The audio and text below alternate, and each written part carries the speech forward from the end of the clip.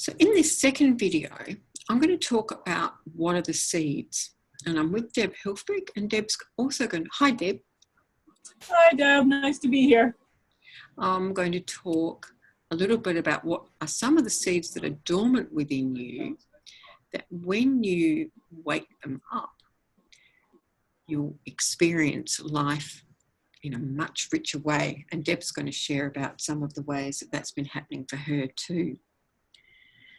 So these seeds, the first one is what you're noticing.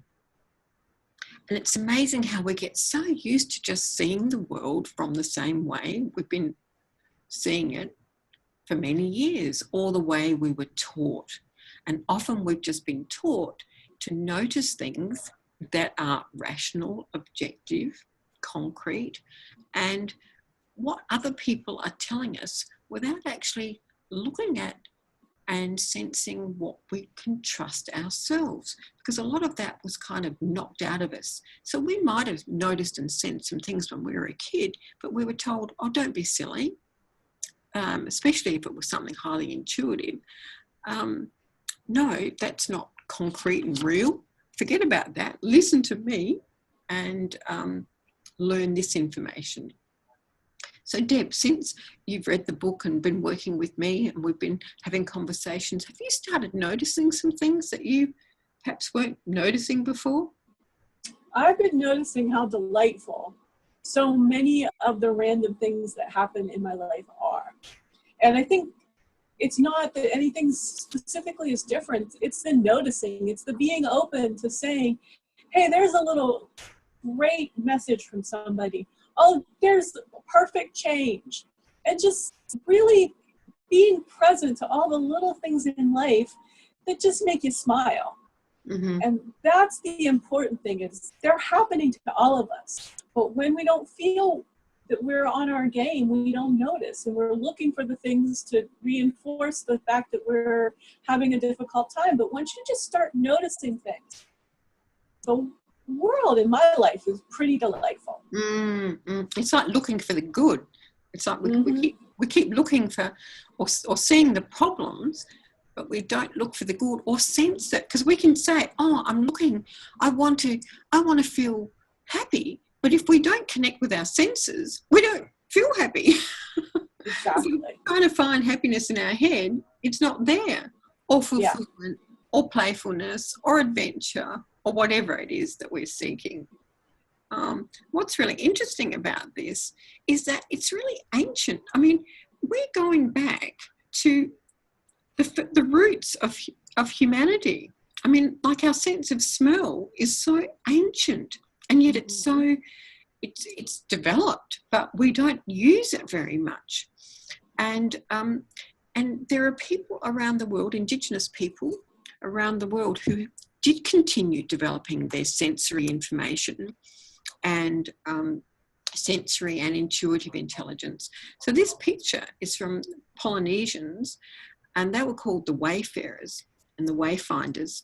And they actually thought that intelligence was in their gut, and they talk about the seat of their intelligence, not just in our brain. And they could navigate across incredibly treacherous waters with their gut and their sense in their body. They could feel the depth of water through their body.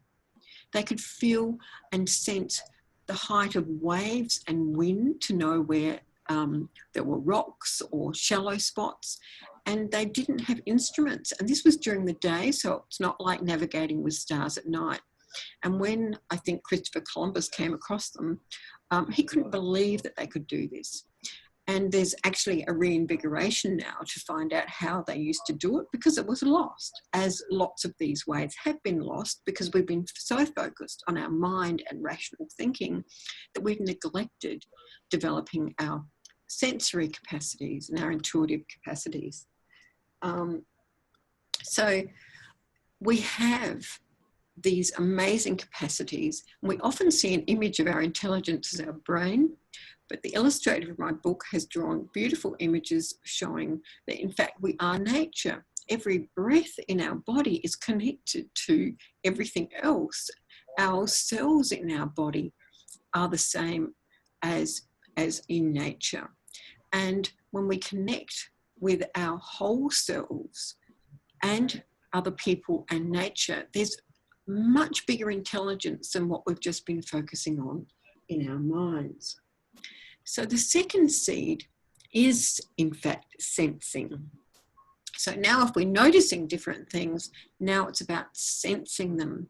So Deb, what have you been sensing lately that's sort of opening up new things for you? Well, sensing spring. And it's interesting that when you start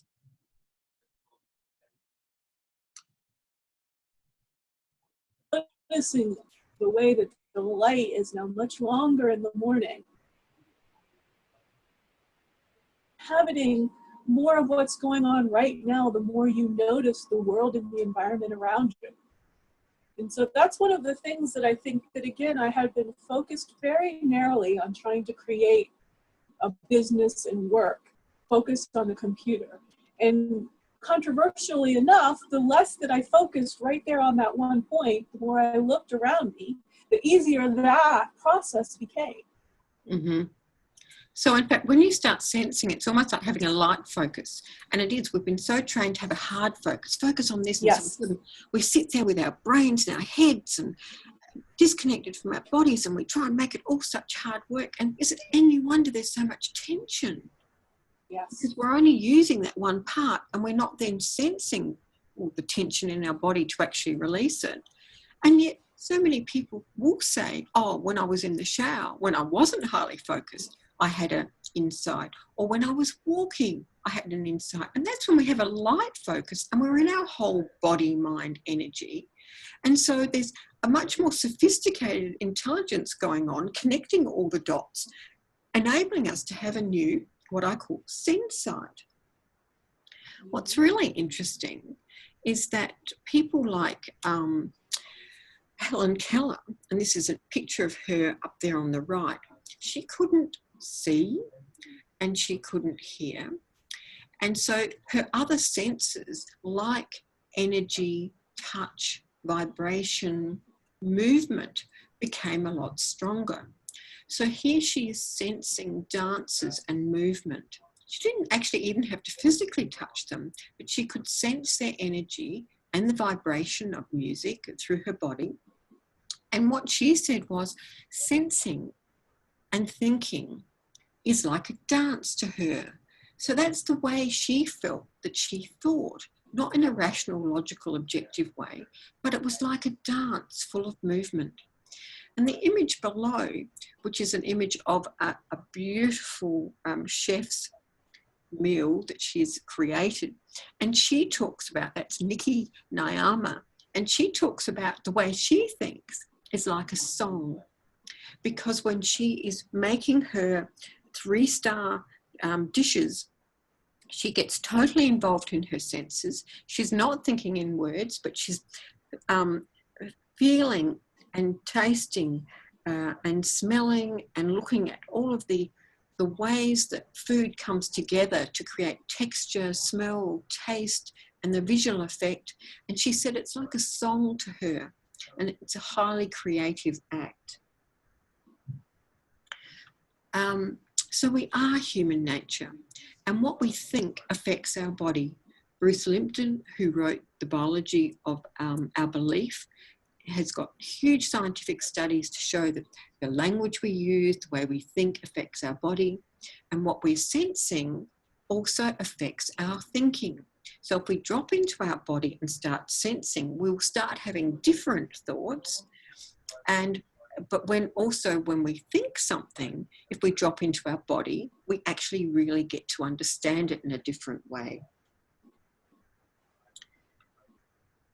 And another seed is your energy. Now, I know, Deb, you've said that you have got a lot more energy in the last few months. So do you want to share about that? Well, that is, so much the case that I'm very much finding that the more I do different things, the more I sense things, the more I just feel like playing and searching for delight, then the easier it is to keep going. And the easier it is to come back in the evening, to take a break and still have ideas, still have tasks that I can feel like I can get done. When in the past, when I was really stuck and really focused, there was no energy. And the second I would, get pulled away, say, from a phone call or a dog or whatever, I wouldn't feel like coming back and getting started anymore. Energy is really important, and cultivating our own energy, working with the flows of our day. Not a lot of us are actually meant to work 8-hour work days. Some of us work best when we take breaks and we shift, and we can do a morning session, an afternoon session, an evening session. You think about how powerful that is to control your own schedule and to work in 3 bursts of hours. I find that really makes me a lot more efficient and energetic at the same time. Awesome. So we're so used to controlling what I think needs freedom. And when we give exactly the freedom to sense what is right for us and giving us energy, the world changes. It really does.